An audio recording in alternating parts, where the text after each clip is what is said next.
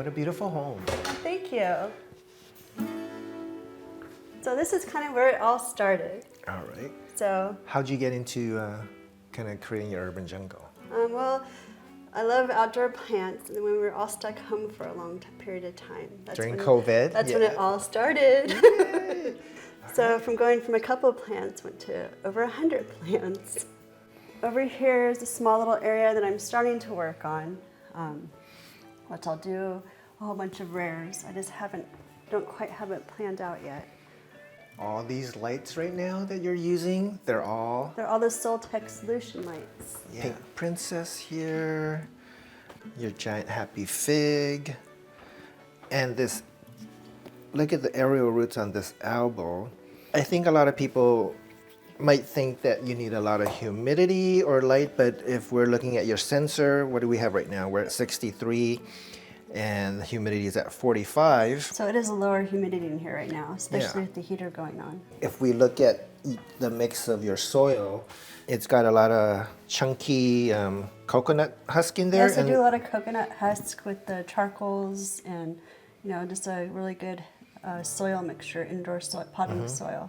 So it holds a lot of moisture, but it also is pretty good free it drains draining. nicely. Yeah. So you've lived in this house for 20 I've something been in this years? house for 21 years, and I'm just getting started on the indoor plant thing. So it should be interesting in a year. So all these plants, with pretty much within the last 2 years, you've already created Most of this. the plants I've only had for a couple years. How do you know which plant that you want to bring in? Well, it's kind of hard because I fall in love with everything. Everything. Well, for my home, I'm trying to stay away from really fussy, even though I have fussy, but I'm going towards more of stuff that's in the philodendron family. Anthuriums, considering how a lot of people are having issues with low humidity, they're doing really great. They are doing great. So how do you make that happen? What's your tip that everybody should know? Just give them lots of love. And keep your fingers crossed. So when you're watering, do we do tap water? Do you? With some of the stuff like the anthurium, I let the water sit for at least 24 hours. But everything else is just done with regular tap water. So here's where all the fun stuff is. We're excited. So we put these shelves in to kind of, create some nice greenery and stuff into, the bedroom. So in terms of your exposure, what are we looking at here? This is a western exposure. So in the afternoon, you're getting really pretty good bright direct light? It's bright light. And then we have, I have the canister grow lights in too. These are all Soltex also? All Soltech. We have a Hoya sigitalis there, Tortum, Hoya silver splash, another Hoya matilde, and one you don't really see all that often is a little Hoya serpens. This one you just got That from one us. I just got, the cute little Billy. Little Bilite. It's She so hasn't cute. decided what to do with it yet, but look at the roots on these guys. And then walking over And here. then you just got this, Yeah, I just got this El from Chaco you. red here, which, That one just came from you Yeah. guys. so I think if you see the back of it, you'll see pretty red underside. Beautiful bathroom retreat. And this little guy right here, the Florida Ghost, is what started it all. Tell us that story. So we were actually at Peace, Love, and Happiness with my son Easton, and he is so sweet and told me that I do so many nice things for him that he wanted to buy me a nice plant. So he picked out the Florida Ghost, and that's what started my whole exotic collection. And now you have a whole urban jungle. I do.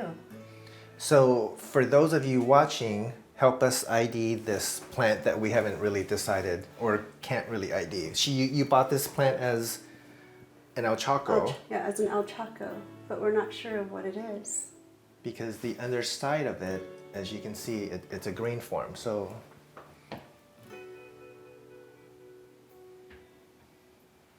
beautiful serpent. And I just got that from your store also recently. We have the Gigas. And for those of you who still are thinking that you need a lot of humidity, look at the size of this crystallinum. If you look at the sheen on this. It's amazing. And her humidity in here, not even 40%. Here, more Soltech, and we've got, look at the stunning leaves on this, 69686.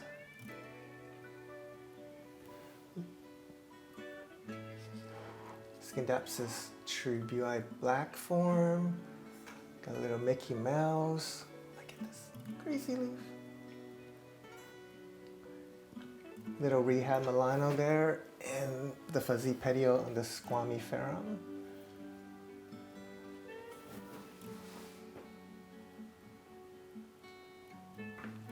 And on the window, we're looking at a dark form billet. Some people might call it a Billy X Adabat poensis. And I think if Jimmy pulls back, a lot of people might think how to create an herbo jungle space without kind of looking too cluttered. If you go with monochromatic, and if you look at all her pots, they're white.